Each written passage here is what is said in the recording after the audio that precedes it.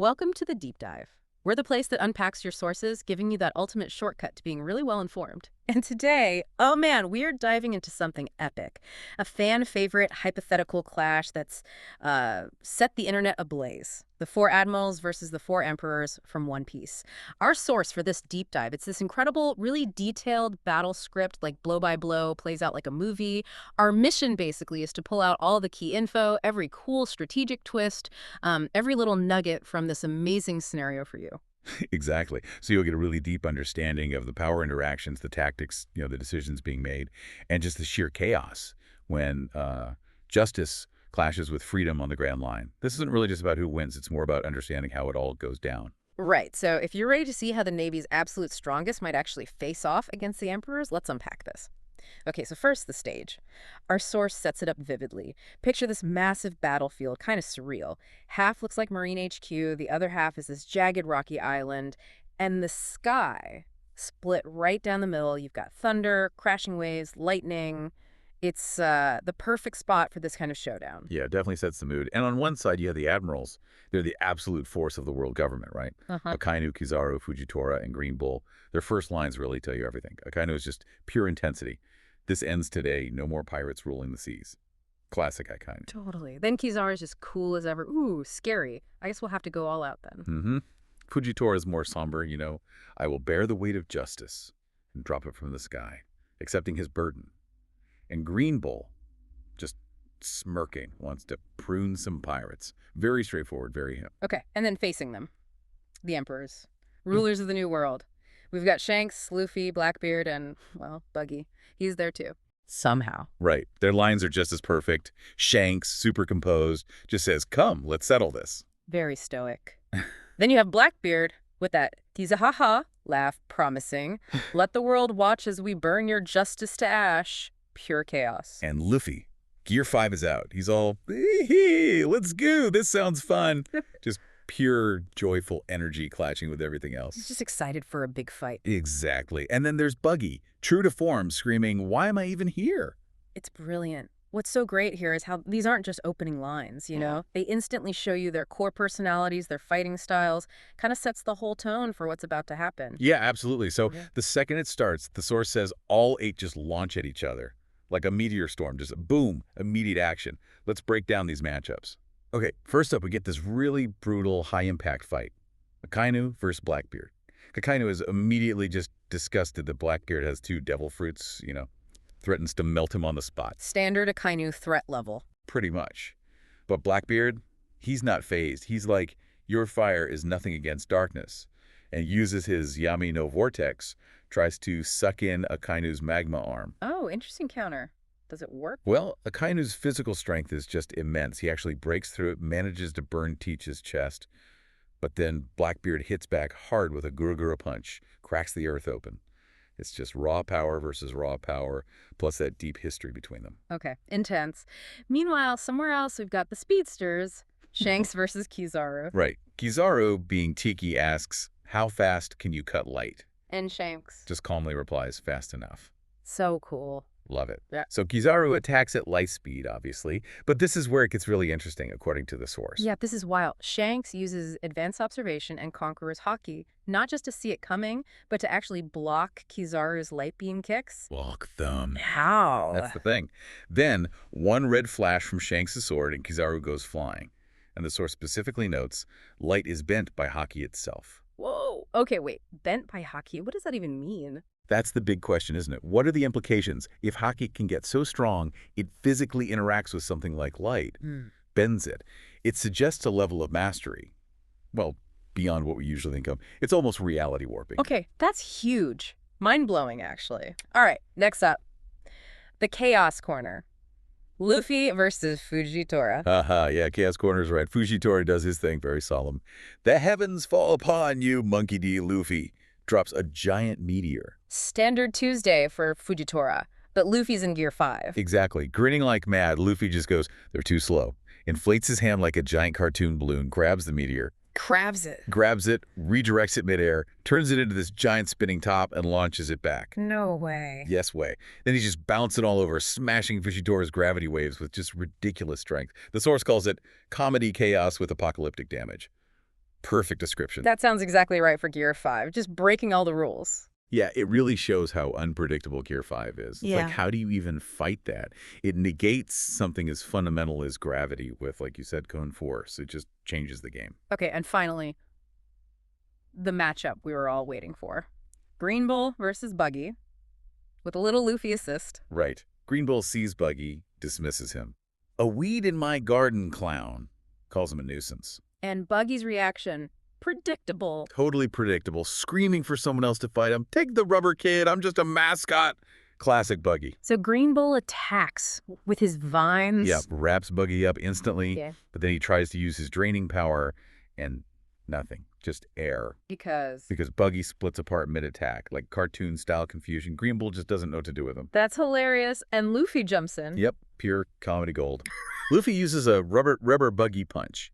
He literally picks Buggy up and uses him as a flail to smack Green Bull, laughing the whole time. Oh my god. Using Buggy as a weapon. It's maybe the most Luffy thing ever, and weirdly effective in its own way. It just highlights how Buggy's weird powers make him surprisingly resilient, not through strength, but just sheer undrainableness. Undrainableness. I like it. Okay, so the battle rages on. Things get more tactical now. Yeah, we start seeing counters and strategies develop. Fujitora tries a big move. He tries to basically blind the whole area, fill the sky with falling meteorites to control the battlefield. Smart move. Pin them down. It would be, but the Emperors counter it perfectly. Luffy's Toon Force just deals with some, makes them harmless, and Shanks. His sword, Hekage, just slices the others apart, effortlessly. So environmental control denied. Pretty much. Shows how adaptable the Emperors are. They shut down that Admiral advantage fast. And Kizaru tries something sneaky. Always. Tries a super fast laser sneak attack. But again, Shanks' future sight just snuffs it out. Intercepts him again. Man, Shanks Hikaki seems almost unbeatable here, like on a completely different level. It really does seem that way in this scenario. Yeah. But here's another key moment. Blackbeard. He gets pinned down by Akainu for a second, but he's just grinning. Of course he is. And he declares, darkness absorbs everything, even justice. Then he uses his Yami Yami power to temporarily disable Akainu's Logia abilities. Whoa. Okay, he can turn off a Lucainu. Temporarily. Temporarily, yeah. Yeah. But that's huge. It's a massive turning point. Shows the real danger and versatility of that darkness fruit. It completely negates the Logia user's biggest advantage, even if just for a moment. That is a game changer. Okay, and while all this serious stuff is happening, Buggy time. Buggy time. This is maybe the most buggy thing ever. He somehow, completely by accident, stumbles onto a live Denmushi, a broadcast snail. Oh, no. Oh, yes. And in a moment of just pure accidental genius or maybe stupidity, he starts broadcasting the fight to the entire world. What is he saying? He's screaming, listen up, you bastards. I'm fighting 4 admirals and winning. He is absolutely not winning. Not even slightly. But the world doesn't know that. And the result, his cross-guild bounty instantly skyrockets. He hits 4 billion berries just for surviving and, well, making a scene. 4 billion for accidentally broadcasting his own presumed defeat. Only Buggy. It's incredible, right? Accidental success is his superpower. It's kind of commenting on fame and perception in their world. His actions, totally unintentional, have these massive real-world consequences for his status. Wild. Okay, so the battlefield is a wreck. Everyone's pushed to their limits. It sounds like we're heading towards the climax. Definitely. The source describes each side preparing for one last massive final move. The tension is sky high. All right, final moves. What do we see? Shanks first. He unleashes something called Divine Judgment. It's described as a conqueror's Hataki burst, so immense, so powerful, it literally shatters the clouds above them. Just pure, awe-inspiring Hataki. Shatters the clouds. Wow. Okay, Luffy, he's got to top that, right? Or at least match it. He goes full giant Nika form, laughing like a god, just pure joy and power. He punches so hard, the source says the air itself becomes rubbery around his fist. The air becomes rubber. Okay. Gear 5 continues to break physics. Pretty much. Then Blackbeard, always the opportunist, doesn't do just one thing. He combines his darkness and his quake powers, creates this terrifying black hole of pure destruction, sucking everything in. Yikes. That sounds devastating. Darkness and quakes combined. Yeah, pure destructive potential. And then Buggy. Oh god, what now? Does he accidentally win the whole thing? Almost. He gets thrown again, just tumbling through the air. This time he smacks right into Fujitora like a human missile. He hits Fujitora. Like a bowling ball. And somehow, this impact, this chaotic moment, helps take down not just Fujitora, but it contributes to Kizaru and Green Bull being taken out too in the confusion. It's ridiculous, but effective. Accidental Emperor-level takedown assist. I can't believe it. So after all that chaos, Ganu is the last Admiral standing. He's on one knee, magma still pouring off him, defiant. I won't fall, not to pirates.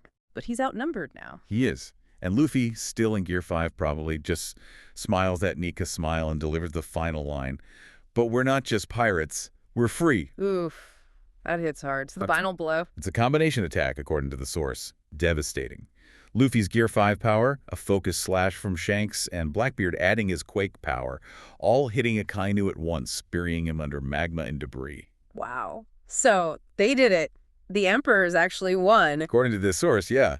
Barely, but they win. Their victory came from, well, a mix of everything we saw. The sheer unpredictability of Luffy, the insane Hagoki dominance of Shanks, Blackbeard's dirty tricks and power negation. And Buggy's accidental contribution. The Buggy's accidental contributions. It was that combination. Yeah. Luffy and Shanks really led the charge, Blackbeard played his part perfectly, and Buggy just, stumbled his way into helping. So what's the aftermath like? What does this victory mean? Well, the sea goes quiet for a moment. Justice, as the Admirals represented, is kind of shattered. Not dead, but definitely broken in this fight. The Emperors are left standing. Some are laughing, some are bleeding, but they're undefeated. And their reactions. Luffy immediately demands food, of course. Naturally. Shanks turns away, looks out of the sea, and says something ominous. This war is only the beginning. Ooh, okay. Foreshadowing. Blackbeard. Blackbeard is ecstatic. Now the real fun begins.